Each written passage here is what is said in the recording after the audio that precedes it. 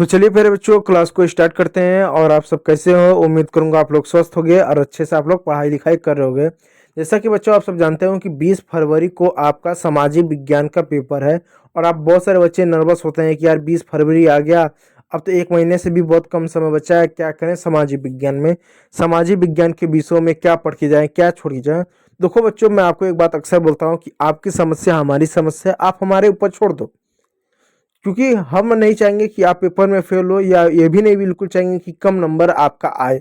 आपको अच्छे खासे नंबर मिले, पेपर में पूरी तरह से पास हो, इसकी जिम्मेदारी हम लेते हैं। बस करना कुछ नहीं, आप इसमें जो कुछ प्रश्न के टॉपिक दिए जाएंगे इन प्रश्नों को पढ़िएगा। और मैं कहूँगा ये प्रश्न बहुत ज़्यादा इंपॉर्टेंट है, आप जाके पिछले वर्ष के पेपर को आप देख सकते हो। ठीक है, तो चलिए स्टार्ट करते हैं। पहला प्रश्न है, ऑटो वान बिस्मार्क का संबंध किस देश से था? Option A Germany, option B Britain, option C Italy और ऑप्शन डी फ्रांस। तो सही उत्तर है ऑप्शन ए जर्मनी से संबंधित था ऑटो वान बिस्मार्क का संबंध। दूसरा प्रश्न, फ्रांस की क्रांति कब हुई? यह प्रश्न बहुत ज्यादा इंपॉर्टेंट है, इससे भी हर साल प्रश्न पूछता है। और ऑटो वान जो बिस्मार्क है इससे भी प्रश्न पूछता है, जिसको जर्मनी का एकीकरण का इसने किया था। ठीक है, तो इन सभी से प्रश्न पूछता है, आप याद रखिएगा।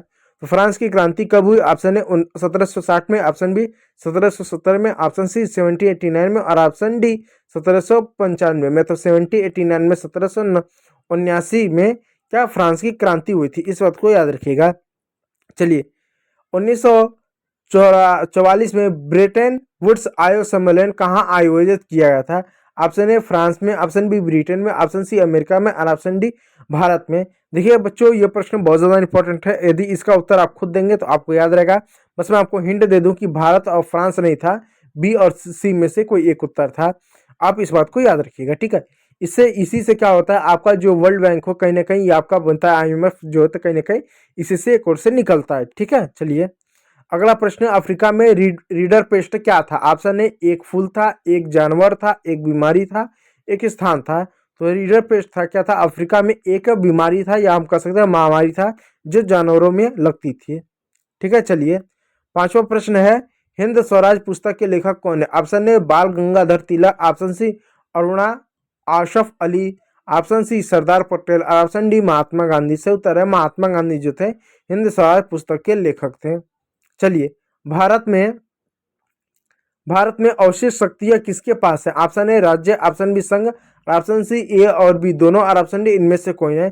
तो भारत में अवशिष्ट शक्तियां दोनों के पास है, यानी राज्य और केंद्र सरकार दोनों को शक्ति दी गई है अपने अपने स्तर पर, क्या राज्य और समाज का विकास करने के लिए। जल कल्याणकारी शक्तियां दोनों को दी गई है। निम्नलिखित में से कौन लोकतंत्र से संबंधित है? ऑप्शन है वैध शासन, ऑप्शन बी पारदर्शी शासन, ऑप्शन सी उत्तरदायी शासन। इसका सही उत्तर है ऑप्शन डी इनमें से सभी, क्योंकि वैध शासन हो यानी सही हो, पारदर्शी हो, जो भी सरकार करे वो पता चले जनता को, और ऑप्शन डी उत्तरदायी हो यानी जनता के प्रति उत्तरदायी हो। निम्नलिखित में से कौन सा विषय संघ सूची में आता है? ऑप्शन ए प्रतिरक्षा, ऑप्शन बी कृषि और ऑप्शन सी शिक्षा और ऑप्शन डी व्यापार। इसका सही उत्तर है प्यारे बच्चों प्रतिरक्षा। जो डिफेंस होता है वो क्या राज्य सरकार के अंतर्गत नहीं आता, वो केंद्र सरकार के अंतर्गत आता है, संघ सूची का विषय है। नवा प्रश्न, भारतीय संविधान कब लागू किया गया था? ऑप्शन ए 15 अगस्त, ऑप्शन बी 10 दिसंबर, ऑप्शन सी 1 जनवरी और ऑप्शन डी 26 जनवरी। 26 जनवरी 1950 को क्या संविधान लागू किया गया था, जिस वजह से हम गणतंत्र दिवस मनाते हैं। और 26 नवंबर 1949 को संविधान को अपनाया गया। लागू करना और अपनाया गया दोनों में बहुत अंतर है, इस बात को याद कीजिएगा। अपनाया गया मतलब बन के तैयार हो गया था उस दिन। और उस दिन क्या था, जो डॉक्टर भीम और अम्बेडकर थे उन्होंने भारत के जो राष्ट्रपति रहे उनको वो जो संविधान दिया था। एक तरीके से आप एक इमेज भी आता है जिसमें वो एक दूसरे से साझा करते हैं, उसको लेन देन करते हैं। ठीक है, लोकतंत्र के मूल्यांकन की दृष्टि से निम्नलिखित में से कौन सा बिंदु लोकतांत्रिक व्यवस्थाओं के अनुरूप नहीं है? यानी लोकतांत्रिक की दृष्टि से कौन सा व्यवस्था लोकतंत्र के अनुरूप नहीं, यानी कौन सा लोकतंत्र के लिए सही नहीं है। लोकतंत्र में क्या चीज़ सही नहीं होता है, लोकतंत्र के लिए क्या चीज़ सही नहीं है। क्या चीज़ सही नहीं मतलब ये है, लोकतंत्र है तो उसकी कुछ विशेषताएं हैं, इसमें एक चीज़ बताया गया है जो लोकतंत्र में होता ही नहीं है। क्या नहीं होता है लोकतंत्र में?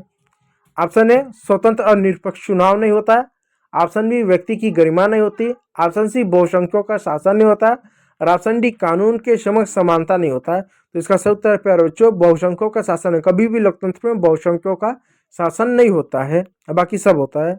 निम्नलिखित में से किस राज्य में सीढ़ीदार सोपानी खेती की जाती है? Option A Punjab, option B Haryana, option C Uttarakhand और ऑप्शन डी उत्तर प्रदेश। तो उत्तराखंड में इस तरह से सीढ़ीदार खेती की जाती है। देख सकते हो इसमें धान की फसल लगाया गया, इस तरह से सीढ़ीदार खेती की जाती है। चलिए, निम्न में से कौन सी रोपण कृषि फसल है? ऑप्शन ए कहवा, जिसको हिंद अंग्रेजी में कॉफी कहते हैं। ऑप्शन बी कपास, ऑप्शन सी तिलहन, तिलहन यानी जिनसे हमको तेल मिलता है, जैसे सोयाबीन का बीज हो गया, फिर उसके बाद आप देख सकते सरसों का तेल हो, सरसों का बीज हो गया, इन सबको हम तिलहन के अंतर्गत डालते हैं। ऑप्शन डी गेहूं। तो इसका सही उत्तर है प्यारे बच्चों ऑप्शन ए कहवा जो होता है, काफी होता है, एक रोपण फसल होता है। रोपण फसल का मतलब ये होता है उन फसलों की बात की जाती है जो बरसात के समय लगाए, जैसे धान हो गया, कॉफी हो गया, गन्ना हो गया, इनकी खेती बारिश के समय लगाया जाता है। ठीक है, निम्नलिखित में से कौन सा आधारभूत खनिज है? ऑप्शन ए तांबा, ऑप्शन बी लौह, ऑप्शन सी अभ्रक और ऑप्शन डी सोना। देखिए प्यारे बच्चों इसका सही उत्तर क्या है आप कमेंट बॉक्स में दीजिएगा, लेकिन मैं इसको बता देता हूँ। आधारभूत है वो लौह अयस्क, क्योंकि सभी उद्योगों के लिए लौह अयस्क चाहिए, बिना लौह अयस्क के कोई काम नहीं कर सकते। ठीक है, इस बात को याद रखिएगा। चलिए, निम्नलिखित में से कौन सा परंपरागत ऊर्जा का साधन है, गैर परंपरागत ऊर्जा का साधन है? ऑप्शन ए खनिज तेल, ऑप्शन बी कोयला, ऑप्शन सी प्राकृतिक गैस और ऑप्शन डी सौर ऊर्जा। तो सौर ऊर्जा जो है गैर परंपरागत ऊर्जा का स्रोत है। चलिए, 15वां प्रश्न, निम्नलिखित में से कौन सा भारत की इलेक्ट्रॉनिक राजधानी कहलाती है, यानी भारत की इलेक्ट्रॉनिक राजधानी किसे कहते हैं? देखिए, आर्थिक राजधानी जो है वो मुंबई है और प्रशासनिक राजधानी जो है दिल्ली है। यानी दिल्ली को जो है भारत का प्रशासनिक राजधानी कहते हैं, मुंबई को आर्थिक राजधानी कहते हैं। तो इलेक्ट्रॉनिक राजधानी किसे कहते हैं? Option A Kanpur, option B Bengaluru, option C Ahmedabad और ऑप्शन डी मुंबई। तो सही उत्तर है बेंगलुरु को जो है इलेक्ट्रॉनिक राजधानी कहा जाता है। भारत में परिवहन का प्रमुख साधन क्या है? ऑप्शन ए सड़क परिवहन, ऑप्शन बी वायु परिवहन, ऑप्शन सी रेल परिवहन और ऑप्शन डी पाइपलाइन। इसका सही उत्तर है सड़क परिवहन भारत का प्रमुख परिवहन है। चलिए, औद्योगिक औद्योगिक क्रियाओं को किस आर्थिक क्षेत्र में अंतर्गत रखा गया है, यानी जो उद्योग होते हैं उनको किस क्षेत्र में रखा गया है? जैसे जानते हैं कि प्रथम क्षेत्र होता है, द्वितीय होता है, तृतीय होता है। तो किसमें? ऑप्शन ए प्रथम क्षेत्र, ऑप्शन बी द्वितीय क्षेत्र, ऑप्शन सी तृतीय क्षेत्र, ऑप्शन डी चतुर्थ क्षेत्र। तो वहां पर होता है द्वितीय क्षेत्र में रखा गया, इस बात को याद रखिएगा। चलिए, 18वां प्रश्न, मानव विकास सूचकांक वर्ष 2018 के अनुसार किस देश की स्थिति उच्चतम स्तर पर, यानी यहाँ पर जितने देश दिए गए किस देश का जो स्तर है मानव विकास सूचकांक यानी ह्यूमन डेवलपमेंट इंडेक्स के आधार पर, HDI के आधार पर जो 2018 में था, किस देश की स्थिति बेहतर है इन चारों देशों में से? इसमें क्या देखा जाता है बच्चों कि किस देश के लोग कितना पढ़े लिखे हैं, कितना कमाते हैं और कितना स्वस्थ है। अगर ये किसी देश में तीनों ज़्यादा रहा है, वहाँ के लोग ज़्यादा स्वस्थ हों, बीमार ना हो, ज़्यादा पढ़े लिखे हों, ज़्यादा कमाते हों, तो हम कहेंगे कि मानव विकास सूचकांक सबसे ज़्यादा है। तीनों होना चाहिए। और किसी HDI के आधार पर हम किसी व्यक्ति, किसी समाज को यदि हमको देखना हो कि विकसित है या नहीं है, तो तीन ही चीज़ को देखते हैं, कितना पढ़ा लिखा है, कितना स्वस्थ है और कितना पैसा कमाता है। तो option A Bangladesh, option B Sri Lanka, option D Bharat, option C Bharat और ऑप्शन डी नेपाल। तो सही उत्तर है प्यारे बच्चों श्रीलंका जो है इसमें सबसे उच्च रहा है। बांग्लादेश, नेपाल और भारत से सब और पाकिस्तान सबसे ऊंचे कौन रहा? श्रीलंका रहा, क्योंकि श्रीलंका के लोग भारत से ज़्यादा पढ़े लिखे हैं, भारत से ज़्यादा थोड़ा बहुत, मतलब तीनों का आधार बनाया जाए तो वहाँ पर उनका उच्च निकला, इनकम भी उच्च निकला और शिक्षा भी उच्च निकला, स्वास्थ्य भी उच्च निकला। तीनों पर मतलब मिलाकर उच्च मैं बता रहा हूँ। ठीक है, एक दो हो सकता है कम बेसी हो भारत और श्रीलंका में, लेकिन तीनों का निकालें तो वह हमसे आगे निकला। ठीक है, क्यों? क्योंकि आबादी कम है। चलिए, 19वां प्रश्न, राष्ट्रीय उपभोक्ता दिवस कब मनाया गया? ऑप्शन ए 24 नवंबर, ऑप्शन बी 25 अप्रैल, ऑप्शन सी 24 दिसंबर, ऑप्शन डी आपका जो है 22 फरवरी को। और राष्ट्रीय उपभोक्ता दिवस कब मनाया जाता है? तो इसका 24 दिसंबर आप कह सकते हो। ठीक है प्यारे बच्चों, चलिए 25 दिसंबर तो उस पर टिक मार सकते हो।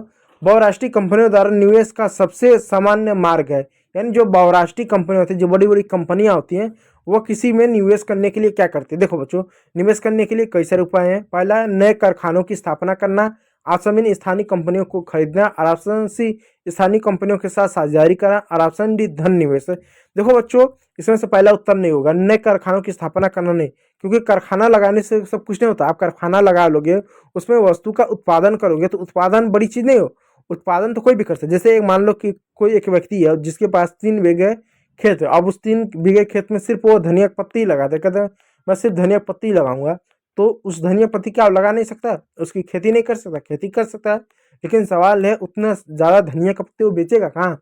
मार्केट भी तो चाहिए उसको। तो कारखाना लगाना काफ़ी नहीं होता है, आप कारखाना लगा के जूता, कपड़ा, बिस्किट, चॉकलेट कुछ भी बना रहे हो तो बेचोगे कहाँ? बेचने के लिए मार्केट चाहिए, और मार्केट तो आपको मिल जाएगा कि चलो मार्केट में जाओ, और मार्केट में कोई चीज़ तब खरीदेगा जब आप उसका ब्रांड नाम होगा, ब्रांड नेम होता है। हाँ कि ये चॉकलेट इस कंपनी का बढ़िया है, ये कपड़ा इस कंपनी का बढ़िया है, तो ब्रांड नेम ही बहुत सारे लोग चेक करते हैं। तो ये लोग क्या करते हैं, बहुराष्ट्रीय कंपनी, जो छोटे छोटे जो स्थानीय कंपनियां होती हैं, जैसे मान लो कोई एक व्यक्ति है, उसने एक जो है छोटा सा क्या किया, उसने ऑयल मिल खोला। अब देखो गांव में जो सरसों का तेल पिराने जाते हैं, उसको तेल निकाला, तो उससे छोटी छोटी मशीनें आती है जो बहुत महंगी नहीं आती है। मान लो किसी एक व्यक्ति ने ऐसे टोटल 10 मशीनें खरीद लिया।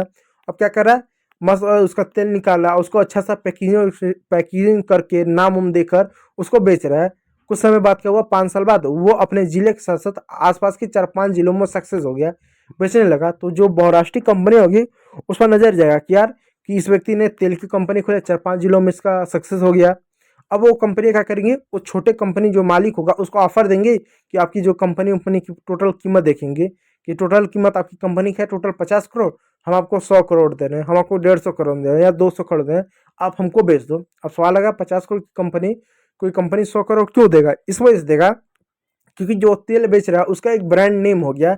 अब लोगों को विश्वास हो गया कि हाँ किस कंपनी का तेल बहुत अच्छा होता है, और वो कंपनी का क्या तेल भी अच्छा होता है, लोगों को पता चल गया। और उसने क्या किया, अपने 4-5 जिलों में जो बाकी कंपनी के जो तेल होता है उसको कंपटीशन में हरा दिया कि अब लोग अब मेरे तेल को ज़्यादा खरीद रहे हैं। लोगों को विश्वास हो गया, तो कंपनी के दिमाग में आता है कि अगर हम फैक्ट्री लगाएंगे तो पता नहीं लोग हमारे कंपनी का तेल खरीदेंगे कि नहीं खरीदेंगे। नाम बनाने में, पहचान बनाने में समय लग जाता है, उसका पहचान ऑलरेडी बन चुका है, तो हम उसको और बड़ा मार्केट बना सकते हैं।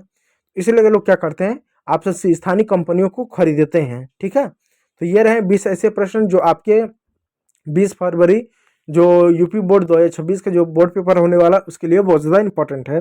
वीडियो अगर अच्छा लगा तो एक लाइक कीजिएगा, चैनल पर नए तो सब्सक्राइब जरूर कर लीजिएगा। वीडियो को देखने के लिए बहुत बहुत धन्यवाद।